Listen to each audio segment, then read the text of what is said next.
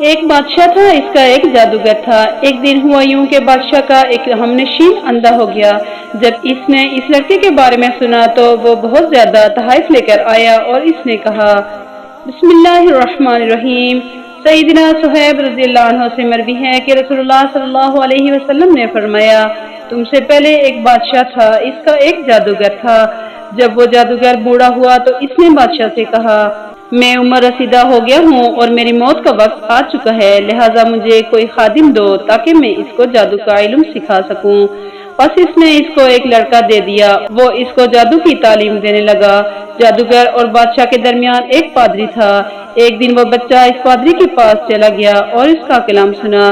اس کا طرز و طریقہ اور کلام اس کو پسند آیا۔ جب وہ پادری کی وجہ سے لیٹ ہو جاتا اور پھر جادوگر کے پاس پہنچتا تو وہ اس کی پٹائی کرتا اور کہتا، کس چیز نے تجھے روکے رکھا؟ اسی طرح جب وہ اپنے گھر والوں کے پاس پہنچتا تو وہ بھی اس کی پٹائی کرتے اور کہتے، کس چیز نے تجھے روکے رکھا؟ جب اس نے پادری سے یہ شکایت کی تو اس نے کہا، جب جادوگر تجھے سزا دینا چاہے تو یہ کہہ دینا کہ گھر والوں نے روک لیا تھا، اور جب گھر والے سزا دینے لگے تو کہنا کہ جادوگر نے روک لیا تھا۔ بس یہی روٹین جاری رہی۔ ایک دن اس کا گزر ایک بہت بڑے جانور کے پاس سے ہوا۔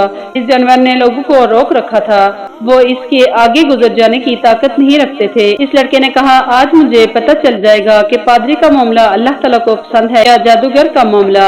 بس اس نے پتھر لیا اور کہا، اے اللہ، اگر جادوگر کی بنسبت پادری کا معاملہ تیرے نزدیک زیادہ محبوب اور پسندیدہ ہے تو تو اس جانور کو اس پتھر سے قتل کر دے تاکہ لوگ گزر سکیں۔ پھر اس نے وہ پتھر پھینکا اور اس نے تو واقعی جانور کو قتل کر دیا اور لوگ گزر گئے۔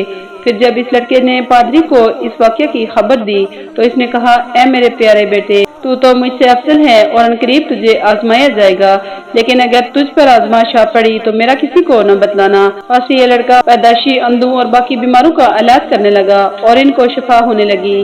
ایک دن ہوا یوں کہ بادشاہ کا ایک ہمنشین اندھا ہو گیا۔ جب اس نے اس لڑکے کے بارے میں سنا تو وہ بہت زیادہ تحائف لے کر آیا اور اس نے کہا، تو مجھے شفا دے دے اور یہ سب کچھ تیرا ہوگا۔ اس نے کہا، میں تو شفا نہیں دیتا بلکہ اللہ تعالیٰ شفا دیتا ہے۔ اگر تو اس اللہ پر ایمان لے آئے تو میں اس سے دعا کروں گا اور وہ تجھے شفا دے دے گا۔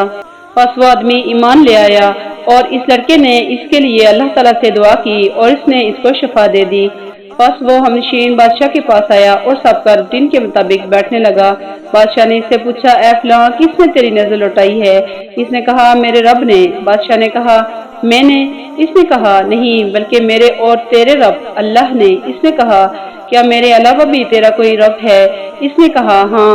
بس بادشاہ نے اس شخص کو سزا دینا شروع کر دی، یہاں تک کہ اس نے اس لڑکے کے بارے میں بتلا دیا۔ بس بادشاہ نے اس کو بلا بھیجا اور کہا، اے میرے بیٹے، تیرا جادو تو اس حد تک پہنچ چکا ہے کہ تو اندھوں، بہروں اور ان بیماروں کا علاج کرنے لگا ہے۔ اس نے کہا، میں نے کسی کو شفا نہیں دی، صرف اللہ تعالیٰ شفا دیتا ہے۔ بادشاہ نے کہا، یعنی میں؟ اس لڑکے نے کہا، نہیں۔ بادشاہ نے کہا، کیا میرے علاوہ بھی تیرا کوئی رب ہے؟ اس نے کہا، ہاں، وہ میرا رب بھی ہے اور تیرا بھی، اور وہ اللہ ہے۔ بادشاہ نے اس کو سزا دینا شروع کر دی، یہاں تک کہ اس لڑکے نے پادری کے بارے میں بتلا دیا۔ پس اس پادری کو لایا گیا۔ بادشاہ نے اس سے کہا، اپنے دین سے پلٹ جا، لیکن اس نے انکار کیا۔ پس اس کے سر کی مانگ یعنی سر کے وسط میں آری رکھ کر چلائی گئی، یہاں تک کہ اس کے جسم کے 2 ٹکڑے گر پڑے۔ پھر بادشاہ نے سابق اندھے سے کہا، تو اپنے دین سے مرتد ہو جا، لیکن اس نے بھی انکار کیا۔ پس اس کے سر کے وسط میں بھی آری رکھ کر چلائی گئی اور اس کے وجود کے 2 ٹکڑے زمین پر گر پڑے۔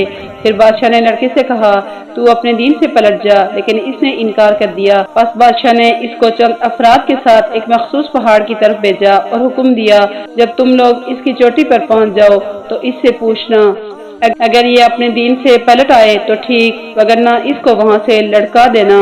پس وہ اس کو لے گئے اور جب پہاڑ پر چڑھنے لگے تو اس لڑکے نے یہ دعا کی، اے اللہ، تو جس چیز کے ساتھ چاہے مجھے کفایت کر۔ پس پہاڑ پر زلزلہ طاری ہو گیا اور وہ سارے کے سارے لڑک پڑے اور مر گئے۔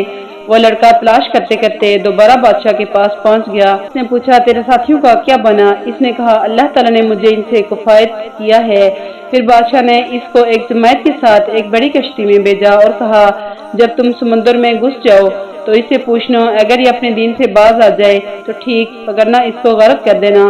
بس جب وہ سمندر میں گھسے تو اس لڑکے نے کہا، اے اللہ، تو جس چیز کے ساتھ چاہتا ہے مجھے اس کے ساتھ ان سے کفایت کر۔ بس وہ سارے کے سارے غرق ہو گئے اور وہ لڑکا تلاش کرتے کرتے بادشاہ کے پاس پہنچ گیا۔ اس نے پوچھا، تیرے ساتھیوں کا کیا بنا؟ اس نے کہا، اللہ تعالیٰ نے مجھے ان سے کفایت کیا ہے۔ پھر اس بچے نے بادشاہ سے کہا، تو اس وقت تک مجھے قتل نہیں کر سکتا جب تک میرے حکم پر عمل نہیں کرے گا۔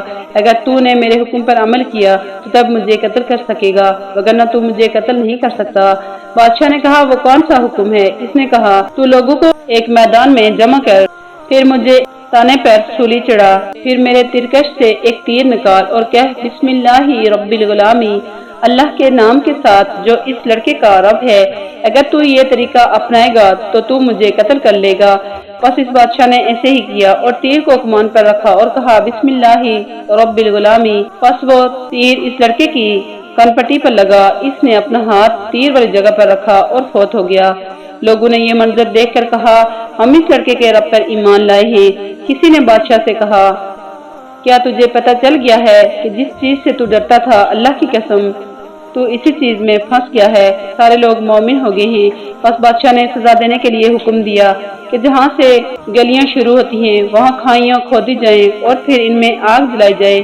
پھر اس نے کہا، جو آدمی اپنے اس دین سے مرتد ہو جائے اس کو چھوڑ دو، وگرنہ اس کو اس آگ میں دھکیل دو۔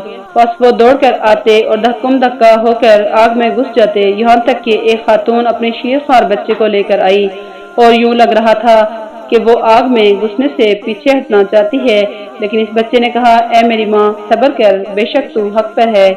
اور اس عورت نے بھی آگ میں چھلانگ لگا دی۔